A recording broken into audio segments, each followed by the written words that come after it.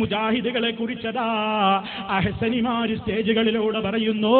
അതേ മുജാഹിദുകളതാ ഔലിയാക്കളെ വിളിച്ചു തേടാൻ പാടില്ലെന്ന് പറയുന്ന മുജാഹിദ് ജിന്നിനോട് പ്രാർത്ഥിക്കണമെന്നാ പറയുന്നത്. അതേ അതേ അഹ്സനിമാര് പറയുന്നു. അതുപോലെ തന്നെ ഇതിൽ നിന്ന് പുറത്തുപോയ കക്ഷികൾ പറയുന്നു. എന്നിട്ട് ഈ പ്രസ്ഥാനത്തിന്റെ ഒരു കണ്ടം തുണ്ടമാക്കിയിട്ട് അതിൽ ചിത്രതയുണ്ടാക്കാൻ വേണ്ടി നടക്കുന്ന ചിത്രശക്തികളെ, ഈ കാണുന്ന പുസ്തകം എന്താണ്? ഞങ്ങൾക്കൊരു വലിയ പണ്ഡിത സംഘടനയുണ്ട്.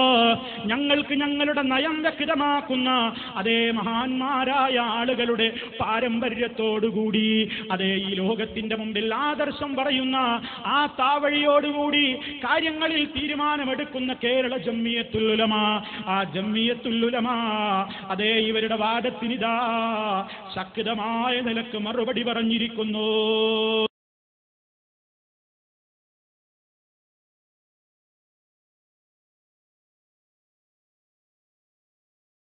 ഷൗക്കാനിയെ സംബന്ധിച്ച് ചോദിക്കുന്നത്, നേരത്തെ പറഞ്ഞു, എന്താ ഷൗക്കാനി പറഞ്ഞത്? കണ്ണിൽ കാണാത്തവരോട് സഹായം തേടാം, അഥവാ കണ്ണിൽ നിന്ന് മറഞ്ഞു നിൽക്കുന്നവരോട് സഹായം തേടാം എന്ന് ഈ ഹദീസിൽ ഉണ്ട്, തെളിവ് പിടിക്കാം എന്ന്.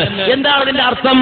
കണ്ണുകൊണ്ട് കാണാത്തവരോട് സഹായം തേടാൻ പാടില്ല എന്നാരാ പറഞ്ഞത്? ഒരാളെ സംബന്ധിച്ചിടത്തോളം ലളിതമായി പറഞ്ഞു തരാം. ഒരാൾ കുളിക്കാൻ ബാത്റൂമിലേക്ക് കയറി, അങ്ങനെ വാതിലടച്ചു, സോപ്പ് തീർന്നുപോയി, ഭാര്യ അടുക്കളയിൽ, ഭാര്യയെ കാണുന്നില്ല. ആ ഭാര്യ വിളിച്ച് സോപ്പെടുക്കൂ എന്ന് പറഞ്ഞാൽ കാണാത്ത ഭാര്യയോട് സഹായം തേടുകയാണ്. പക്ഷെ ഇയാൾക്കറിയാം എന്റെ ശബ്ദം കേൾക്കുന്ന പരിധിയിൽ ആരുണ്ട്? ഭാര്യയുണ്ട്, കണ്ണുകൊണ്ട് കാണുന്നില്ല. അങ്ങനെ കണ്ണുകൊണ്ട് കാണാത്തവരോട് സഹായം തേടാം എന്ന് ഈ ഹദീസിലുണ്ട്. കാണാത്തവരോട് സഹായം തേടാം, അതിനിപ്പോ ആർക്കും തർക്കില്ല. ആർക്കാ തർക്കം?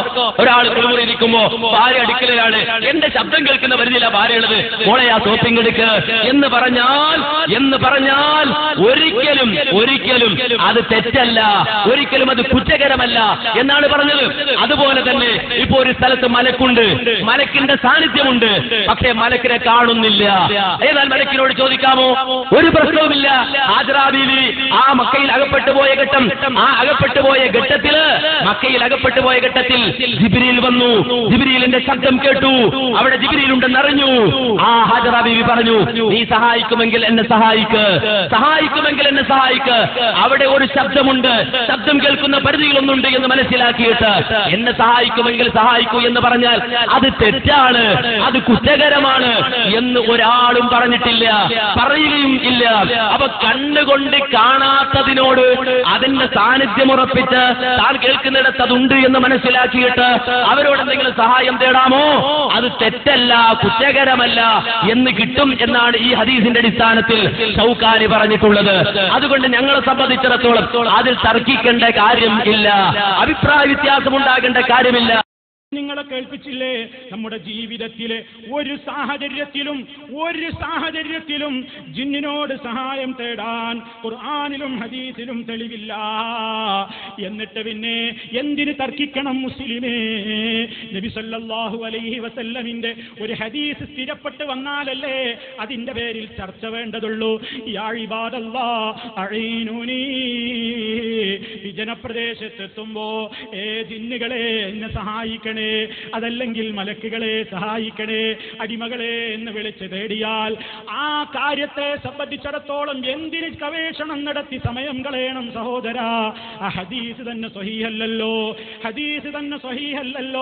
സ്വഹീഹല്ലാത്ത ഒരു ഹദീസിന്റെ പേരിൽ എന്തിന് ചർച്ച ചെയ്ത് സമയം കളയണം? ഒരു സ്ഥലത്ത് വെച്ചും ജിന്നിനോട് ചോദിച്ചുകൂടാ, തേടിക്കൂടാ, പ്രാർത്ഥിച്ചുകൂടാ, സഹായം തേടിക്കൂടാ. അത് വിജനപ്രദേശത്താവട്ടെ, ജനനിബിഡ പ്രദേശത്താവട്ടെ, ഇനിയും ഇക്കാര്യത്തിൽ വസുവാസ് വേണ്ട. പിന്നെ ഇങ്ങനെ പ്രാർത്ഥിക്കാൻ പറ്റൂല, സഹായം ചോദിക്കാൻ പറ്റൂല, എന്നാ പിന്നെ ചോദിക്കാൻ പറ്റോ ഇല്ലേ എന്നൊന്നും ഇനി ആരും തർക്കിക്കരുത്. എന്തിനു തർക്കിക്കണം? മഹാനായ നബി സല്ലല്ലാഹു അലൈഹി വസല്ലമിന്റെ ഹദീസ് ആ വിഷയത്തിൽ ഉണ്ടെങ്കിലല്ലേ തർക്കം വേണ്ടത്. ഇല്ലല്ലോ, അവിടുന്ന് പഠിപ്പിച്ചതിൽ സ്വഹീഹില്ലല്ലോ. പിന്നെ ഒന്ന് സങ്കല്പിച്ച് എന്തിന് ചർച്ച ചെയ്യണം? അതുകൊണ്ട് ഓർമ്മപ്പെടുത്തുന്നു, മുജാഹിദ് പ്രസ്ഥാനത്തിലെ എന്റെ പ്രിയപ്പെട്ട സർവ്വ സഹോദരീ സഹോദരന്മാരോടും മനസ്സിളകിപ്പോണ്ട.